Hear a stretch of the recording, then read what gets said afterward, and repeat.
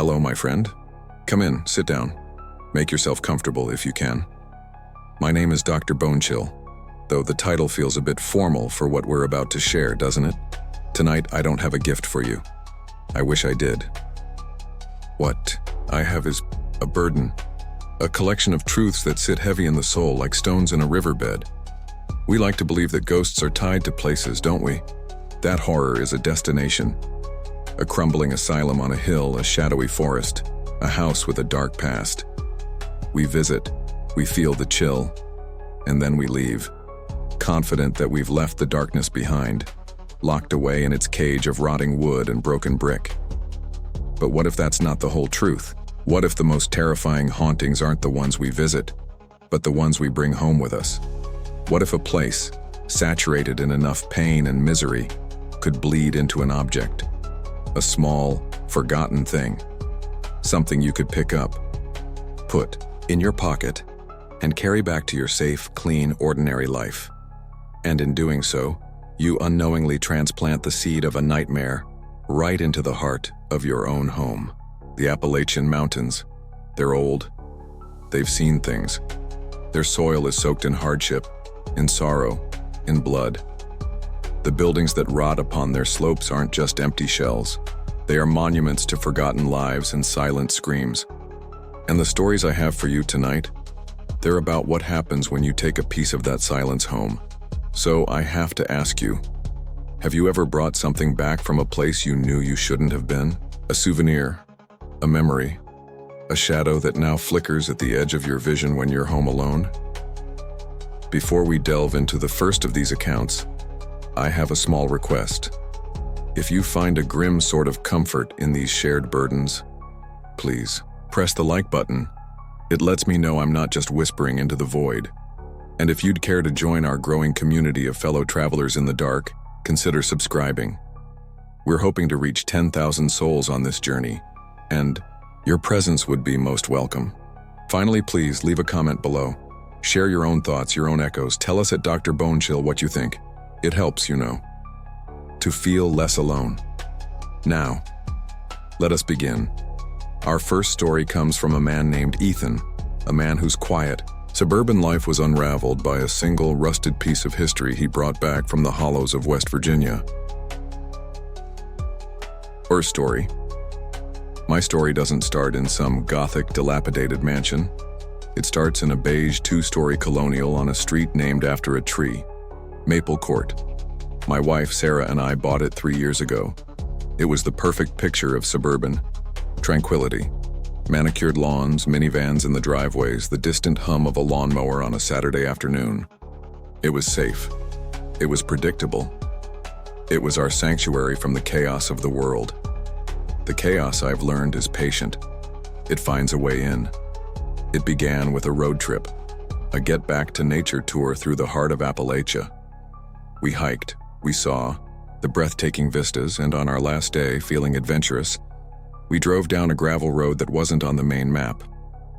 That's where we found it, the skeletal remains of the old Blackwood Creek Sanatorium. It wasn't a famous haunted spot, not one you'd see on a ghost hunting show. It was just forgotten, a collapsing brick edifice being slowly swallowed by the forest. I'm a graphic designer, a man who spends his days staring at pixels and vectors. The raw, decaying texture of the place called to me. We didn't go far inside. The floors were too soft, the air too heavy with the scent of mold and something else, something vaguely medicinal and sour. But near a collapsed section of the front porch, half buried in the dirt and dead leaves, I saw it. A small, ornate, silver hand mirror. The glass was gone, shattered long ago, but the frame was strangely intact, its surface tarnished with a beautiful dark patina. It felt heavy, substantial. I pictured it on my desk, a little piece of tangible history amidst my sterile modern equipment. A conversation piece. Sarah was uneasy. "You shouldn't take that, Ethan," she'd said, her voice quiet. "It feels wrong." I laughed it off. "It's just junk, honey. A piece of treasure." I was so naive, so stupid. Back home on Maple Court, I cleaned the mirror frame, polished it gently, just enough to bring out the intricate floral carvings. I placed it on my home office bookshelf, right between a design annual and a motivational business book. It looked perfect. For the first week, it was just that, a beautiful object.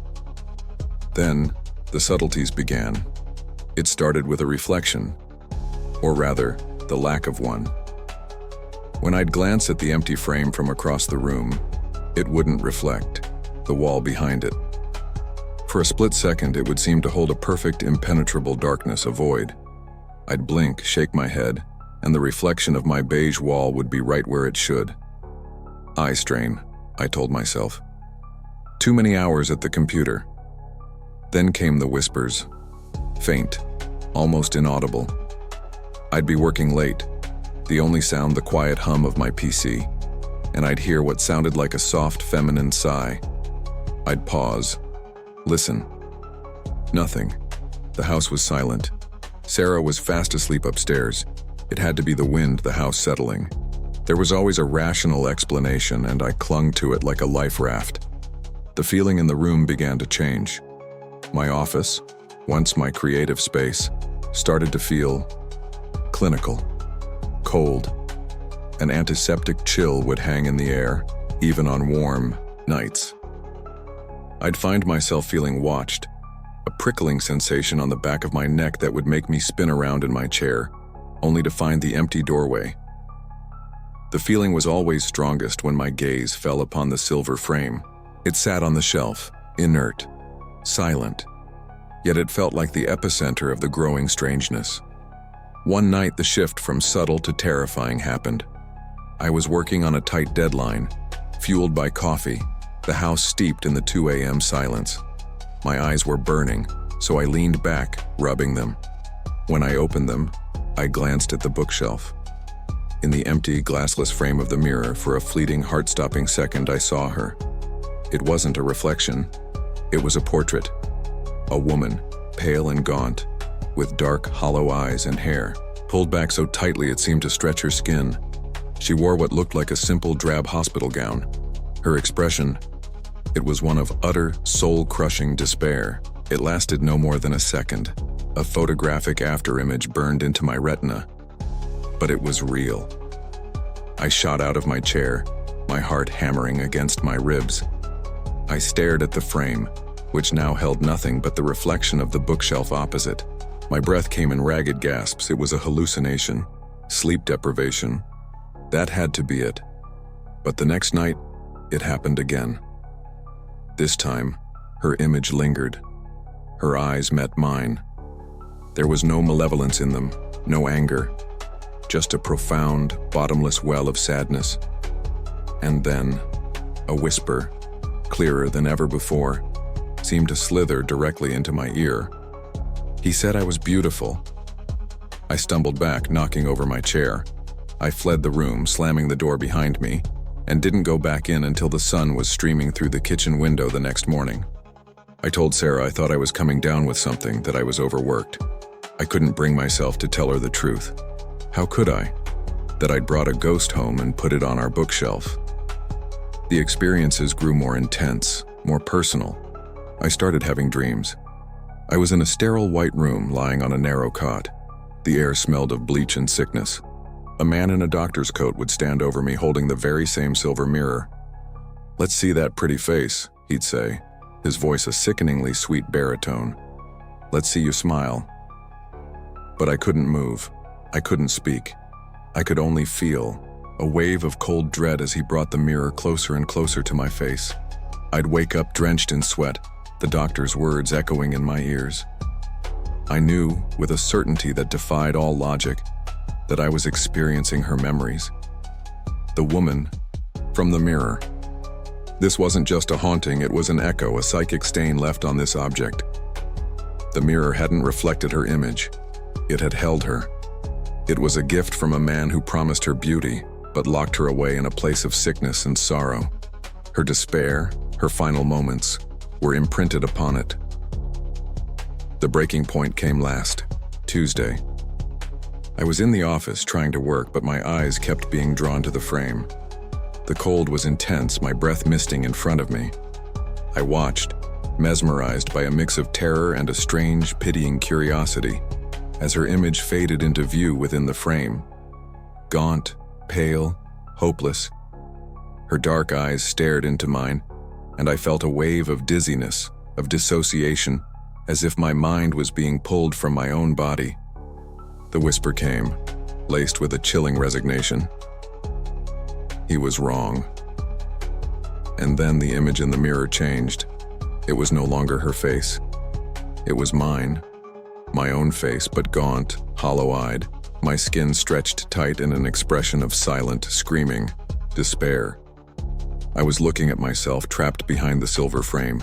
I finally screamed, a raw, guttural sound of pure terror. Sarah came running in. She found me on the floor, shaking, pointing a trembling finger at the bookshelf. To her, it was just an empty frame. But to me, it was a cage. My cage. The mirror is gone now. I drove it back to that crumbling sanatorium myself, a frantic, 8-hour pilgrimage of dread. I dug a hole in the damp earth, right where I found it, and I buried it. I buried it deep. But it's not over. The cold spot in my office remains. Sometimes late at night, I still hear the sigh. And when I look in any mirror, now the bathroom mirror, a shop window, the darkened screen of my phone, I catch a flicker of it, the reflection of my own face, but for a split second my eyes are not my own. They are hollow. They are hopeless. They are trapped. I left the object in Appalachia, but its ghost remains here with me, in my safe suburban home. It's a part of me now.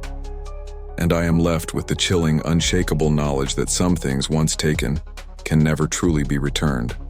Some doors once opened can never be shut. Second story, my name is Jacob, and for most of my 42 years I've prided myself on being a man of logic. I teach physics at the local community college. I believe in quantifiable data, observable phenomena, and the elegant, unbreakable laws that govern our universe, or rather I used to. My world was one of comforting certainty, played out in a split-level home on a cul-de-sac where the biggest mystery was who kept letting their dog dig up my azaleas. That certainty now feels like a distant memory, a casualty, of a single object I carried home from the scarred, silent mountains of Kentucky. It was during a university-sponsored field trip, a geological survey of the coal seam geology in Harlan County. We were documenting the environmental impact of old, abandoned mining operations. Most of these places were little more than collapsed, tunnels and rusted machinery being reclaimed by kudzu. But one site was different. Perched on a hill overlooking a desolate, strip-mined valley were the ruins of the Harlan County Coal Company School and Infirmary. It was a place built by the mining corporation in the early 20th century, ostensibly to care for its workers' families. In reality, it was a grim repository for the sick, the orphaned, and the dying. The building was a carcass picked clean by time and scavengers. But in what I think was the old infirmary's boiler room, I found something. Lying in a pile of soot and fallen plaster was a single, remarkably preserved medical chart. The clipboard was rotted away, but the paper itself, thick and yellowed, was mostly intact. It was handwritten in a beautiful, looping cursive. The patient's name was listed as Jonah, with no last name. The chart detailed a losing battle with black lung, pneumoconiosis. But what struck me were the nurse's notes in the margins. They were strange. Patient complains of shadows in the coal dust. One note read, says they whisper his name. Another, Jonah is terrified of the dark. Insists the darkness is hungry. The final entry, dated October 12, 1931, was just 2 words, written in a shaky, rushed script. It's inside. As a man of science and history, I was fascinated. This wasn't just a medical record, it was a ghost story written in real time.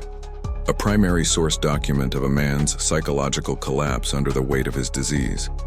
I carefully slid the chart into my satchel, a unique artifact to show my students about the harsh realities of a miner's life. It felt like rescuing a forgotten story. I see the irony now. I wasn't rescuing it. I was releasing it. Back in my tidy, sunlit home, I framed the chart and hung it in my study. It was a stark, compelling piece, a testament to a brutal past. For the first few days, nothing happened.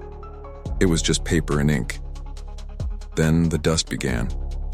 I'd clean my study meticulously, but a fine black soot-like dust would always settle on the frame of the chart. Only there. I'd wipe it away, and an hour later, it would be back. I chalked it up to some electrostatic phenomenon, the old paper reacting with the dry air in the house. A logical, scientific explanation. Soon the shadows in my house began to play tricks on me. I'd be sitting at my desk, and a shadow in the corner of my eye would seem to deepen, to stretch, to move with a volition that defied the light source.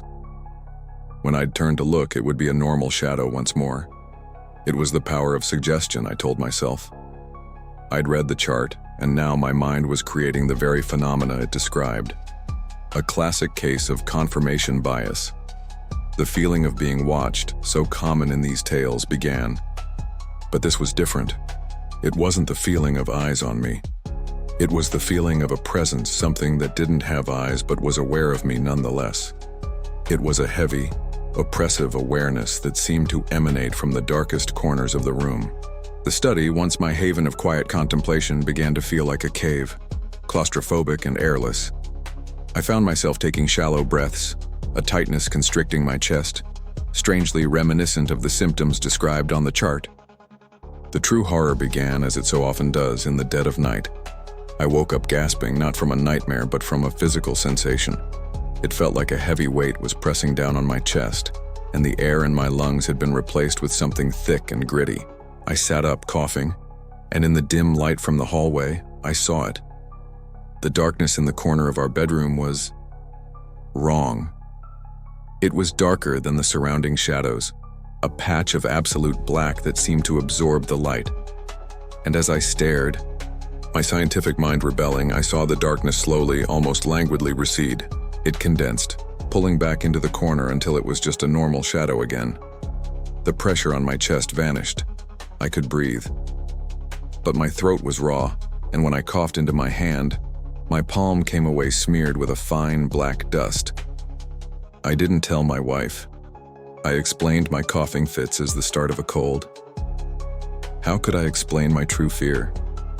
That the hungry darkness the miner Jonah wrote about wasn't a delusion? That it was real, and that I had invited it into our home? I started spending less time in my study. I kept the lights on all over the house at night. I became obsessed with dust, constantly cleaning, vacuuming, running air purifiers, a futile battle against an enemy I couldn't see. Last week, I finally understood. I was in the kitchen, making coffee in the pre-dawn gloom. My reflection in the dark kitchen window was faint, but I could see myself clearly enough. As I watched, a flicker of movement behind my reflection caught my eye. A wisp of black, like smoke, swirled inside my chest, just beneath the surface of the glass. I froze, my heart seizing. It wasn't a reflection of something in the room behind me. It was inside my reflection, a shadow within my own form. The final, terrifying note from the chart screamed in my mind. It's inside. It wasn't just haunting my house. It was staking a claim. It was the physical manifestation of the disease, a living entity of dust and shadow that suffocated Jonah in that infirmary bed 90 years ago. Now, it had found a new host. I took the chart down. I burned it in my fireplace, watching the old paper curl and blacken, the beautiful cursive turning to ash. But as the last corner of it was consumed by the flames, I heard a sound. It wasn't a whisper from the shadows. It was a soft, dry, rattling cough that came from my own lips. It was a cough I hadn't made. The dust is gone from my house now, but the tightness in my chest remains. Every breath feels a little shallower than the last. Sometimes when I pass a mirror, I don't look. Terrified, I'll see that dark swirl in my chest again. The logical, predictable universe I loved is gone. In its place is a terrifying new reality. I am a man of science being consumed by a shadow. I live in my bright, clean suburban home, but I can feel the coal dust gathering in my lungs. The hungry darkness from that Kentucky hillside is patient. and it is inside. Third story, my name is Thomas. For a living, I design spaces. As an architect, I trade in logic, in lines, in the predictable interplay of light and structure. My life, until recently, reflected my work. After a rather messy divorce, I bought a stark, minimalist townhouse in a new suburban development. White walls, polished concrete floors, vast windows. It was a clean slate, a fortress of solitude designed to have no clutter, no ghosts of the past. Ironic, isn't it? The mistake, my cardinal error, was made on a trip through the rolling, deceptively gentle hills of North Carolina. I was there to photograph rural decay, a personal project focusing on the beauty of forgotten structures. An old colleague told me about a place, the abandoned Mountain Crest Children's Home. It wasn't just an orphanage. It was a dumping ground for the unwanted, a place notorious in local lore for its harsh conditions and the unmarked graves that dotted the woods behind it. The building was a wreck, its spine broken, its ribs splayed open to the sky. I spent hours there, the silence broken only by the click of my camera's shutter and the groan of shifting timber. In what must have been a dormitory, a section of the floor had collapsed, revealing the dark, damp space beneath. And in that space, nestled in the dirt, was a single child's shoe. It was an old leather button-up, the kind you see in sepia-toned photographs. The leather was stiff and dark with age, warped into a permanent grimace. It was a perfect, heartbreaking artifact, a self-contained story of loss. I didn't mean to steal it. I told myself I was borrowing it just for a photo study. I would place it in my clean, controlled studio, capture its tragic essence in black and white, and create a powerful image. Back in my sanctuary of order, I placed the little shoe on a white pedestal in the center of my studio. It was a striking contrast, this small, decaying piece of history against the sterile modernity of my home. It was exactly the image I wanted to create. For the first few days, that's all it was. An object. Then, the rules of my carefully designed space began to bend. It started with sound. The faintest giggle, seeming to come from the far end of the hall. I dismissed it. The townhouse walls were thin. It had to be the neighbor's kid. Then, one evening, while I was reading in the living room, I heard it clearly. The distinct sound of a single marble rolling across the hardwood floor of the guest room directly above me. I lived alone. I owned no marbles. I went upstairs, heart beating a little faster, and found nothing. The room was empty, pristine. I told myself it was the building settling, the pipes contracting. An architect should know all about the sounds a structure can make, but the intrusions became less deniable, more playful. I would leave my studio for a moment and return to find a pencil, which had been perfectly aligned with the edge of my desk, now lying on the floor.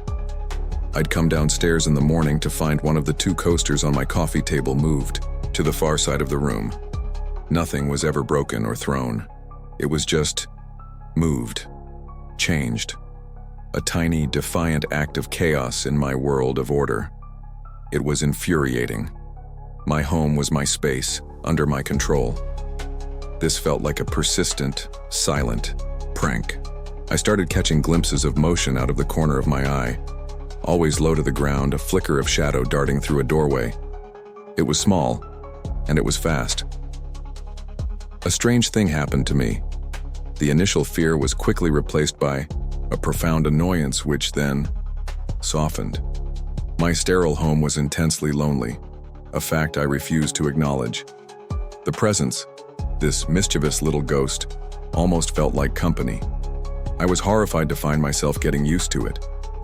One afternoon, I walked into the kitchen to find all my magnetic poetry on the fridge rearranged to spell a single, shaky word: play. I stared at it for a long minute, a chill tracing its way down my spine.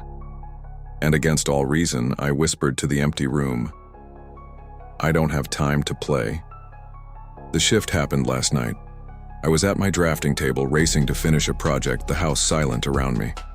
Suddenly from upstairs came the unmistakable thump, thump, thump of small, bare feet running down the hall. It was bold, unapologetic. A wave of anger and adrenaline washed over me. I'd had enough. "Hey!"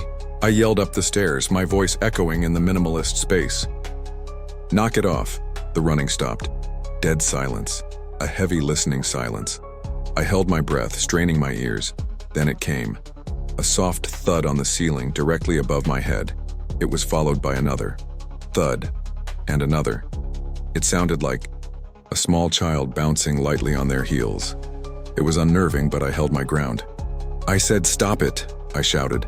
The response was instantaneous. The bouncing became frantic, violent, thump, thump, thump. It was no longer playful. It was a desperate, angry tantrum. The light fixture above my desk began to sway, swinging in wild arcs. Fine white dust, plaster from my perfect ceiling, rained down onto my perfect blueprint. This was pure rage. In a moment of sheer panic and frustration, I screamed at the ceiling, "What is it you want?"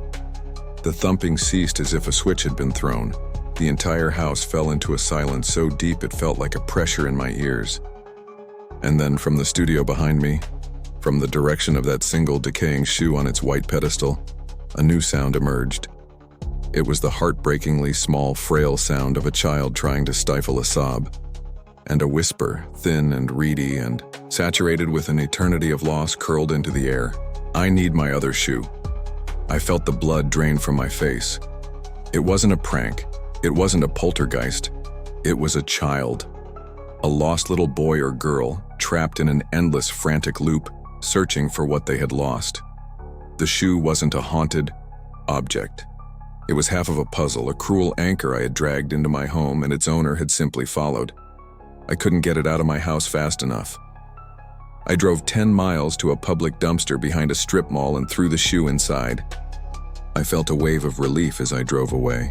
But when I got home, the silence I returned to was different. It wasn't peaceful. It was heavy with grief. The playful moving of objects has stopped. The running, the thumping, it's all gone. But it's been replaced by something worse. Now sometimes, in the dead of night, I hear a soft weeping sound, always seeming to come from just behind a closed door. A few times I've heard the faint rustling sound of a quiet, desperate search from inside a closet. The ghost is still here, but now it knows its other shoe isn't. It's just lost. I brought a child's sorrow into my home, and now we are both prisoners here. My clean, orderly house has become a tomb for a child's hope, and I know with a cold, sickening certainty that the crying will never stop unless I go back to that ruin and find what I so carelessly separated. And that is a journey I am far too terrified to ever make again. Fourth story. Very well. It seems you have the fortitude for this journey. Let us continue then. This next account is a chilling reminder that some objects are not merely imbued with the sadness of a place, but with its very function. A cautionary tale from a man whose ambition led him to sit in a throne that wasn't his. My name is Alex, and my world was built on a foundation of ambition. As a trial lawyer, I didn't just want to win, I needed to dominate. My life was a meticulously crafted exhibit of success. The sharp suit, the German car, the sprawling sterile house in a gated community.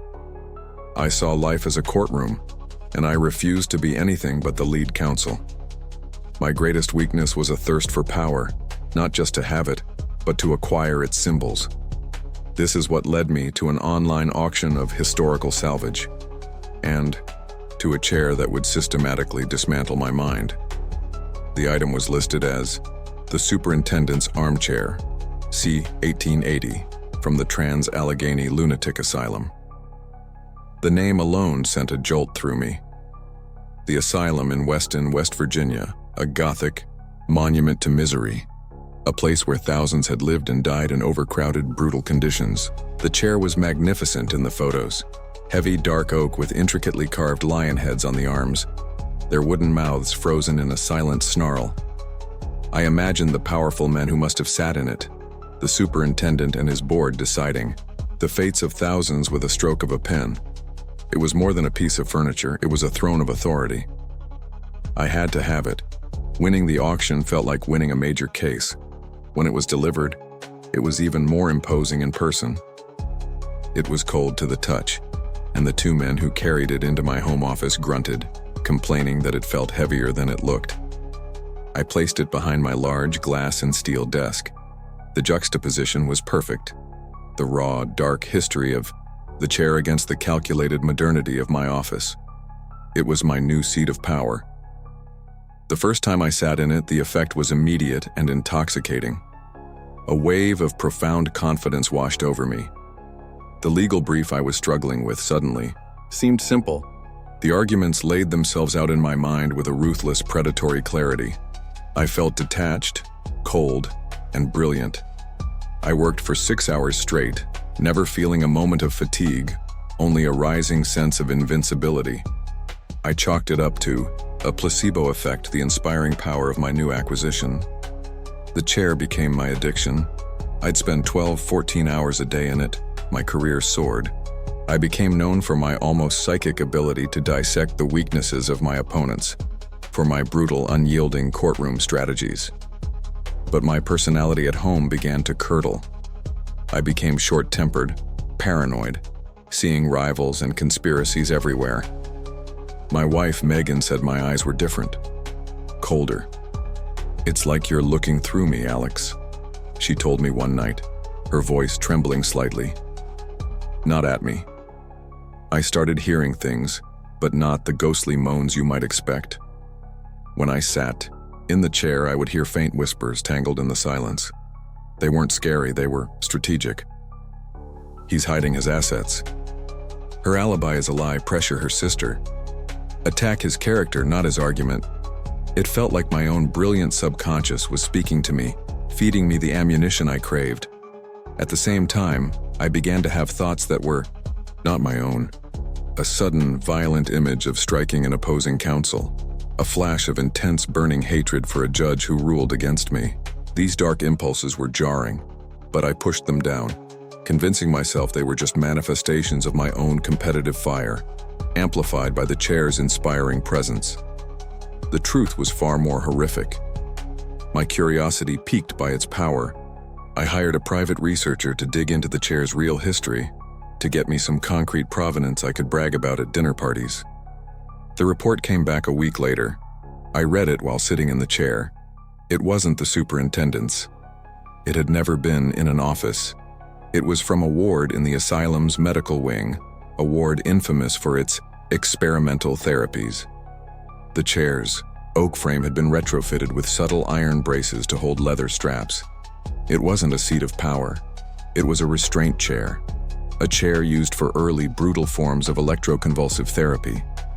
As I read the words, a sharp, searing pain shot through my temples, exactly like the migraines I'd been suffering from more and more frequently. The whispers I'd been hearing suddenly made a terrifying kind of sense. I wasn't channeling the thoughts of powerful men. I was hearing the echoes of the hundreds of terrified patients who had been strapped into this very seat. Their minds had been fractured by electricity, their thoughts scrambled, their agony and fear soaking into the wood like a stain. The strategic advice I was hearing was the paranoid delusions of the institutionalized. The flashes of rage were the helpless fury of the tormented. The chair wasn't a throne.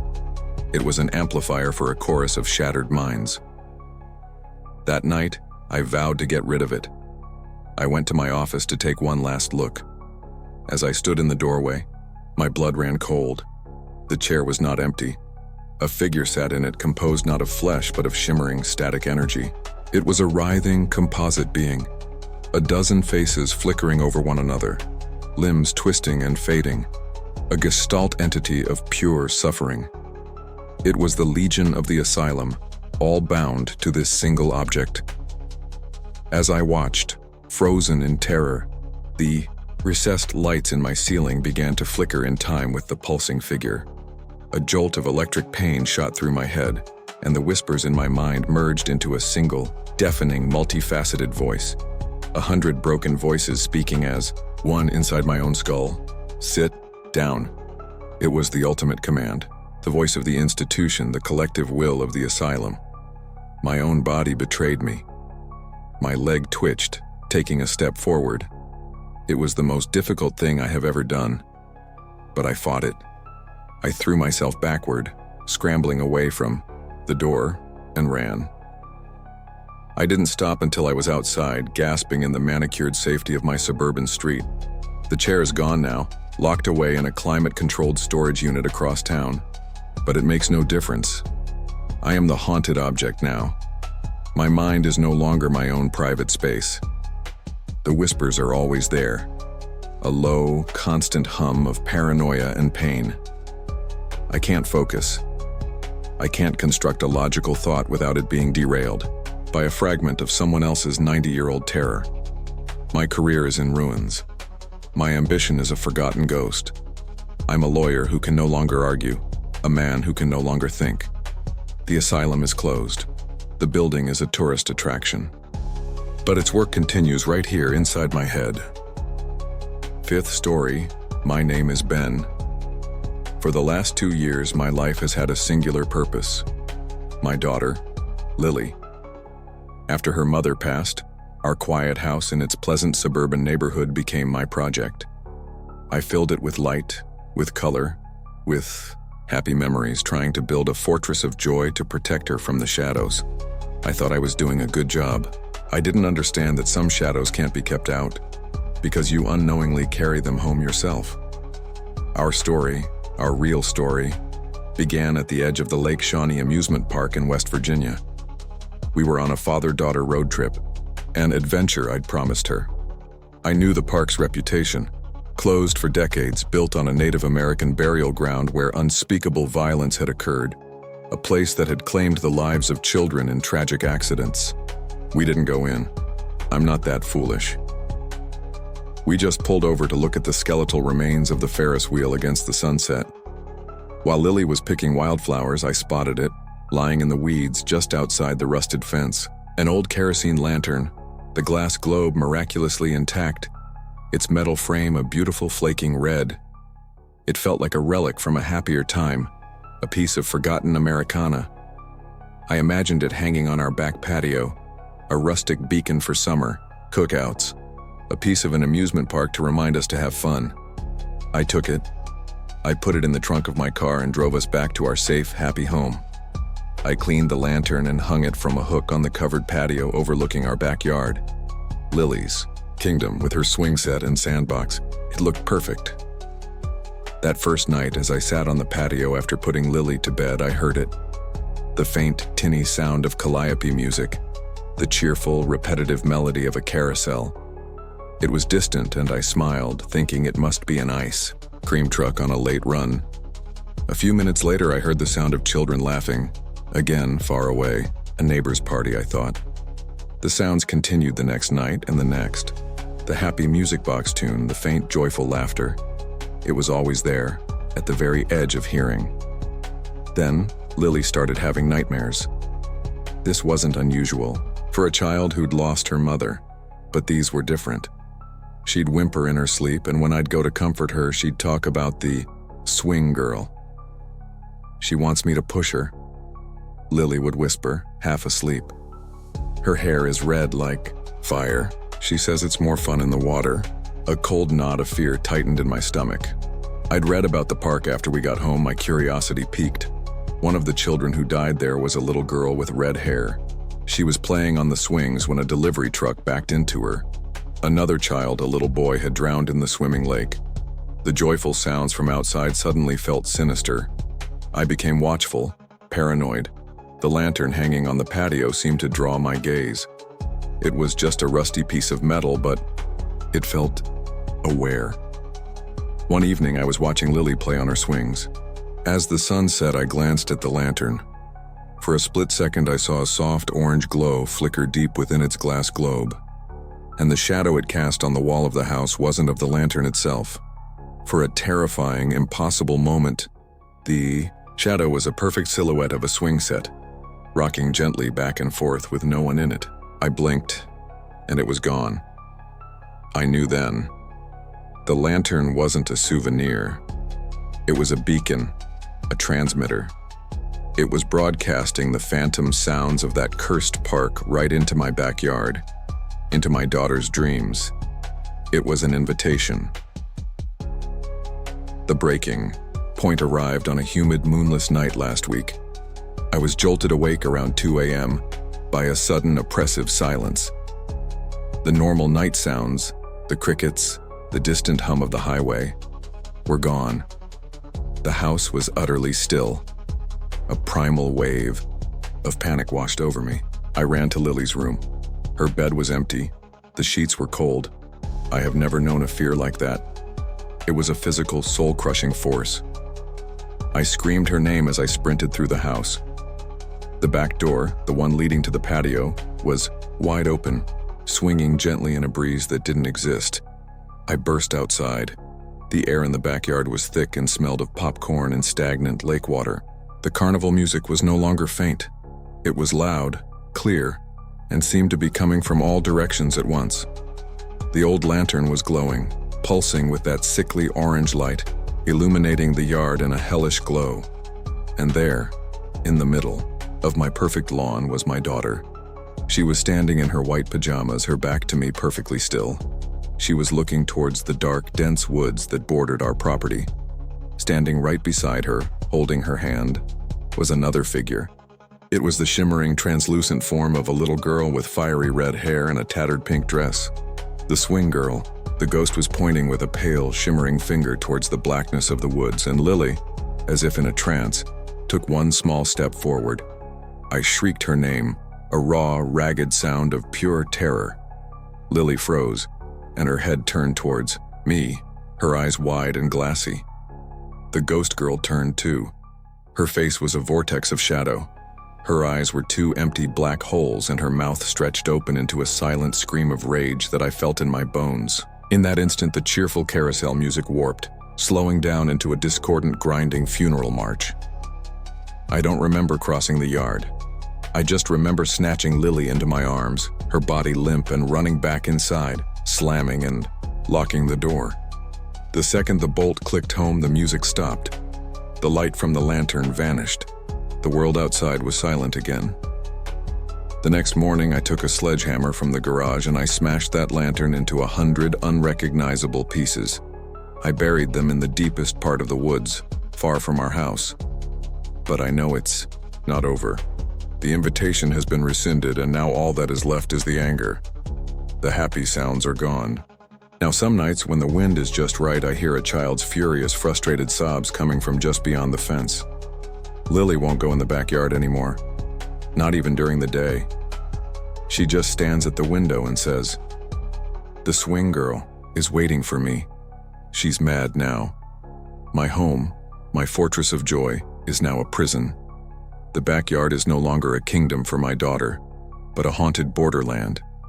And I am its terrified warden, living in constant fear that if I look away for a single second, my daughter will answer the call of the ghost that I, in my ignorance, invited to our door." Character story. My name is Frank, and for 40 years I was a judge. My life was a bastion of order, governed by precedent and procedure. I believed in the clear, bright line of the law, in the finality of a sentence handed down. Upon my retirement, I settled into a comfortable rhythm in a quiet suburban enclave. My days were spent gardening, reading history, and reflecting on a life I believed to be righteous and well spent. My home was my final, peaceful chamber, free from the moral chaos of the courtroom. But chaos, I've learned, has a long memory. My folly was pride. I became a collector of sorts, drawn to artifacts of the justice system. It led me to the dark corners of the internet, to a so-called murderabilia auction. The item was a crude wooden gavel, scarred and stained. The description claimed it was used by inmates at Brushy Mountain State Penitentiary in Tennessee to enforce their own brutal code of conduct in the prison's darkest days. Brushy Mountain, the end of the line, a place built to contain the human monsters society had discarded. The idea of it fascinated me, a symbol of law from a place of lawlessness, a grim trophy. I bought it. It arrived in a plain cardboard box. It was heavier than it looked, made of a dense dark wood, and it felt cold in my hand, a deep cellular cold. I placed it on the mantelpiece in my study, a conversation piece for a conversation I never intended to have. The first incursions were subtle. Sounds. At night, I'd hear a slow, rhythmic tap, tap, tap against the drywall in the hall. The sound of a nightstick against bars, I thought in a moment of fancy, before dismissing it as the house's old plumbing. Sometimes I'd hear a heavy, shuffling gait from the floor above. The sound of a man with all the time in the world and nowhere to go. My rational mind, the mind of a judge, calmly cross-examined the evidence and found it wanting. Houses creak. The wind howls. Case closed. A change began to work its way into me. I grew irritable, severe. My neighbor's dog barking, a car driving, too fast down our quiet street. These minor infractions would fill me with a disproportionate simmering rage. I found myself passing silent, harsh sentences in my mind for the smallest of offenses. It was a cold, unfamiliar feeling, a far cry from the dispassionate logic I'd honed over a lifetime. The gavel was the focal point. When I picked it up, which I found myself doing more and more often, the feeling intensified. A cold fury would wash through me, an ancient and bitter resentment that was not my own. Holding it, I would experience vivid, intrusive flashes of imagery. The sight of a concrete wall 2 inches from my face in the dark, the metallic taste of water from a tin cup, the suffocating feeling of 1,000 days and nights, all identical, stretching into an endless, hopeless future. It was the raw, undiluted despair of a prisoner. Terrified, I began to research the prison's history, and the truth was worse than the legends. I read about the riots, the violent power struggles, the sheer, crushing weight of institutional life. This gavel hadn't been a symbol of inmate justice. It had belonged to a notoriously cruel guard, famous for holding mock trials before doling out his own brutal punishments. The object in my possession wasn't a tool of the condemned, it was the instrument of their tormentor. And the emotions it held were theirs, the collective rage and hate of every soul who had suffered under its judgment. The haunting shifted. It wasn't just sounds and feelings anymore. It began to feel like the house itself was under observation. I felt the weight of 1,000 unseen eyes on me, judging me. My quiet study no longer felt like a sanctuary. It felt like a cell block. The lines of my life, once so clear, began to blur. My career, my black and white view of justice. Was it all a lie? How many men had I sent to places like this? What unseen tortures had my sentences enabled? The gavel and the spirits tied to it were putting my entire life on trial. The climax was not loud or violent. It was quiet, and all the more terrifying for it. I was in my study last night, the gavel in my hand, its cold seeping into my bones. The rhythmic tapping started in the hall, louder than ever. The shuffling walk began overhead, but then came a new sound, the distinct metallic clang and scrape of a cell door sliding open. My heart hammered in my chest. I knew with a certainty that defied all reason that the prisoners had been released. I stayed frozen in my chair for what felt like hours, listening as the slow, shuffling footsteps descended the stairs. They stopped outside my study door. The doorknob, a polished brass handle I'd installed myself, began to turn slowly, noiselessly. The door swung open. There was no one there, not a single apparition. But the doorway was filled with a palpable presence, a wall of cold, hateful energy, a silent waiting jury. And from the gavel in my hand, a voice spoke, not aloud but directly into the center of my mind. It was a low, gravelly whisper stitched together from 1,000 resentful souls. Judgment. I finally understood. They weren't there to harm me. They were there for a trial. My trial.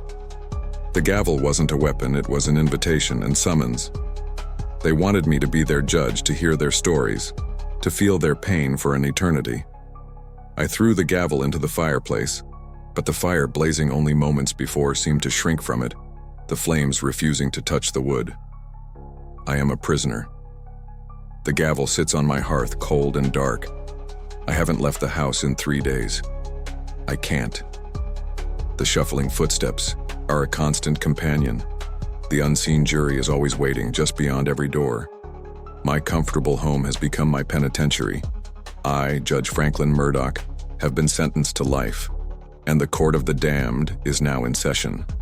Seventh story, my name is Sam, and I am, or was, a writer. My life was a quiet monument to failure, a small bungalow in a sleepy suburb, filled with rejection slips and the ghosts of unfinished novels. I was drowning in the silence of a blank page, a storyteller with no stories left to tell. In a desperate search for a spark, for anything to break the creative drought, I took a road trip, chasing inspiration through the decaying heart of rural Virginia. That's where I found the old Lonesome Pine textiles mill. It wasn't a famous ruin. It was a long-forgotten brick monolith collapsing in on itself, windows like vacant eyes staring out over a field of weeds. I was drawn to its profound melancholy. I walked through its corpse, the air thick with the ghosts of industry, the scent of machine oil and damp rot. In what must have been a foreman's office, on a desk covered in decades of dust and debris, sat a single object, a large, wooden spool of thread, the kind used on an industrial loom. It was heavy, dark wood, and it was nearly full, wound tight with a coarse grayish thread. It felt like a perfect metaphor, a tangible symbol of the narrative threads I so desperately wanted to weave. I took it. It felt less like theft and more like accepting a gift. Back home, I placed the spool on my writing desk. It was my muse, and it worked. The writer's block that had paralyzed me for years shattered. Words, sentences, entire chapters poured out of me. I wrote with a feverish intensity I hadn't felt since I was a young man.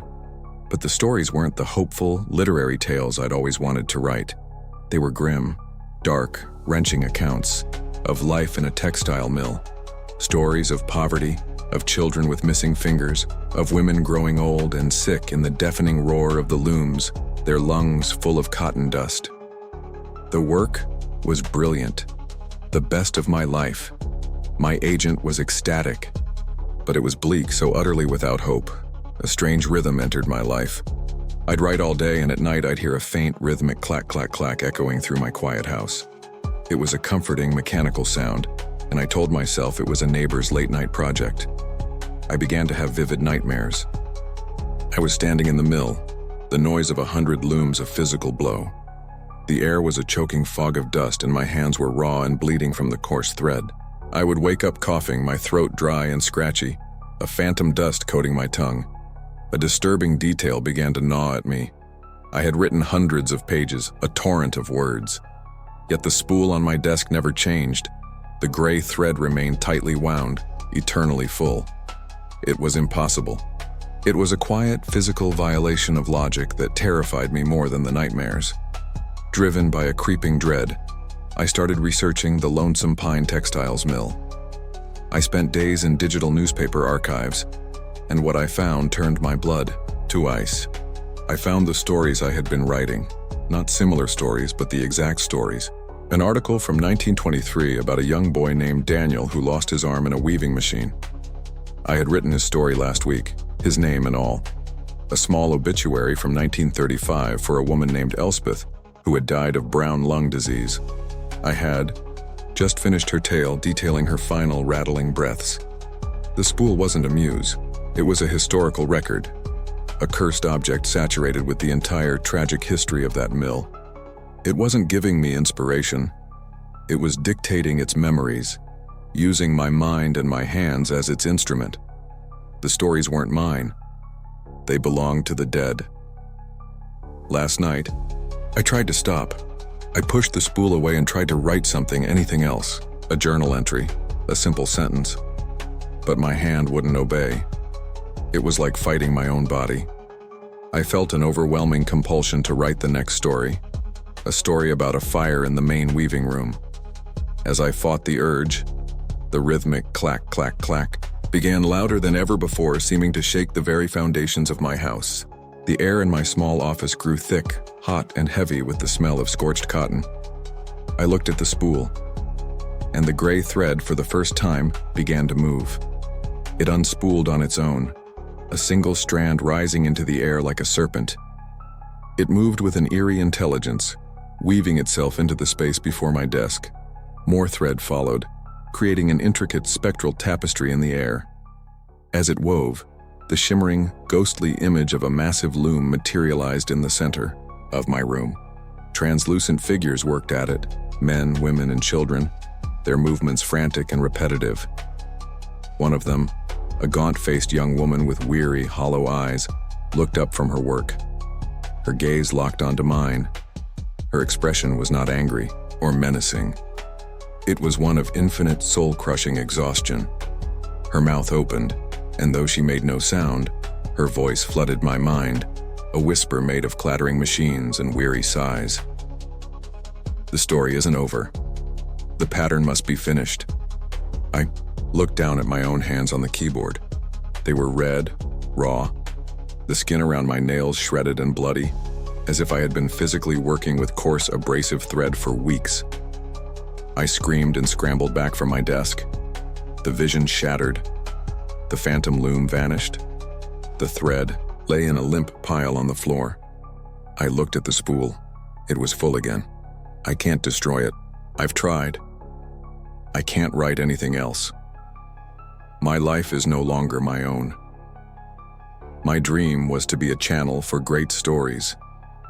And in the cruelest of ironies, I have succeeded. I am the voice of the lonesome pine mill. My hands tell its tales.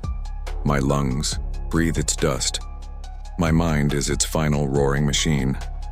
I don't know when the stories will end. I only know that I must write them.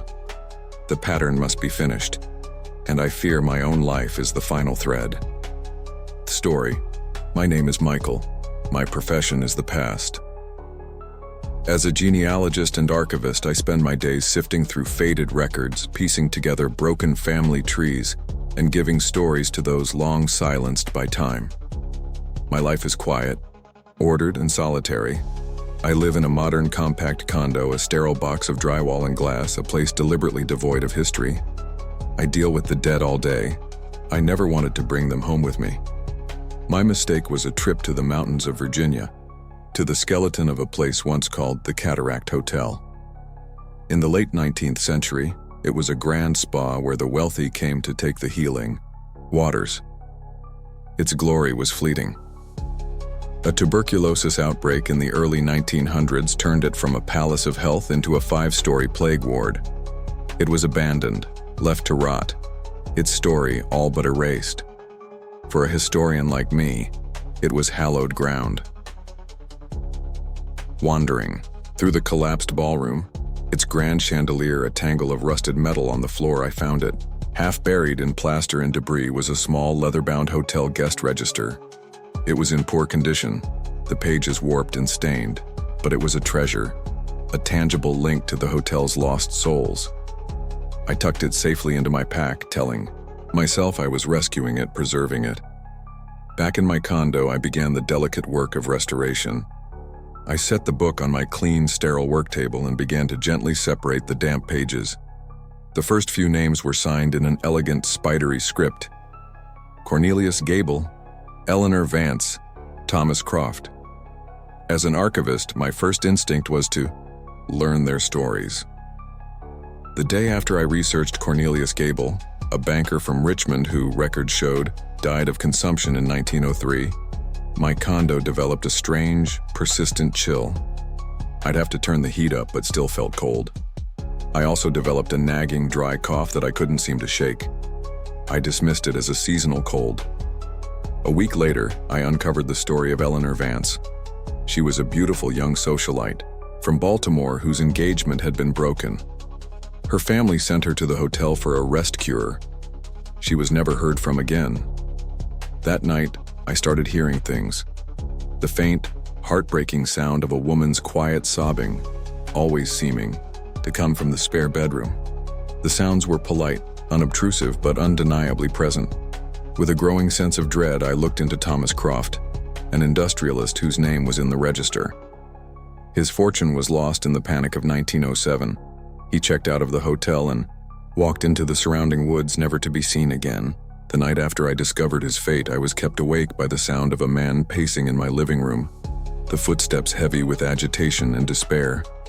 I finally understood. The guest register was not just a book. It was a vessel. And I was not an archivist. I was the new concierge. Every time I researched a name, I gave that spirit focus. I breathed life into their story, and in doing so, I checked them into my home. My small 2-bedroom condo was becoming a spectral annex of the Cataract Hotel. The chill of the consumptive, the sorrow of the heartbroken debutante, the anxiety of the ruined millionaire, their psychic baggage was crowding me out of my own life. I stopped the research immediately. I wrapped the book in cloth and locked it in a drawer, terrified of inviting another guest. But it was too late. The ones who had already checked in remained. My solitary life was over. The air in my home was thick with the silent demands of unseen residents. I felt constantly watched, constantly surrounded. I was a stranger in my own home, a living caretaker for a host of dead guests. Last night, I couldn't take it anymore. I decided I had to destroy the book. I unwrapped it, my hands trembling, and opened it on my desk. I don't know why, but I turned to the very last page, a blank page that had never been written on. As I stared at the empty, yellowed paper, my breath caught in my throat. Droplets of fresh black ink began to bleed out of the paper itself, coalescing into letters. A ghostly pen was writing a new entry. It was my name, Michael Alistair Reed. I stared in horror, unable to move, as the spectral ink continued to form words in the columns next to my name. Under room number, it wrote 304, my condo number. Under reason for stay, it wrote preservation. Then, my eyes drifted to the final column. Checkout date. The ink swirled, dark and final, before resolving into a single, chilling word. Pending, in. That moment, the quiet, polite ghosts of my home seemed to lean in. The whispers and sighs and coughs all merged into a single, collective, rustling voice that spoke all around me, a chorus of polite, expectant spirits. Welcome, Mr. Reed. We are so glad you could join us. I am the final guest. I dropped the book, but it doesn't matter.